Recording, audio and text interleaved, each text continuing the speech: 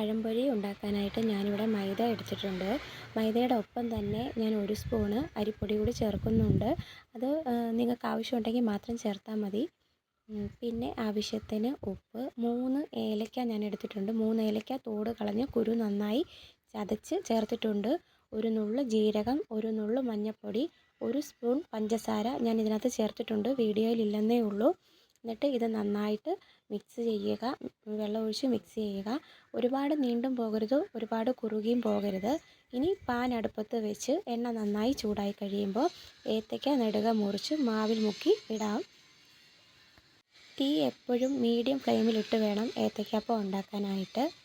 ഒരുപാട് തീ കൂടുകയും ചെയ്യരുത്, കുറയുകയും ചെയ്യരുത്. ഇത് ഗോൾഡൻ കളർ, ഒരു ചെറിയ ഗോൾഡൻ കളറാകുമ്പോൾ തിരിച്ചും മറിച്ചും ഇട്ട് കോരിയെടുക്കാവുന്നതാണ്. പിന്നെ ഞാൻ ഇതിനകത്ത് ഏലക്കായും ജീരകവും ഒക്കെ ചേർത്തിരിക്കുന്നത് ഓപ്ഷണലാണ്. നിങ്ങൾക്ക് ആവശ്യമുണ്ടെങ്കിൽ മാത്രം ചേർത്താൽ മതി, നിർബന്ധമില്ല.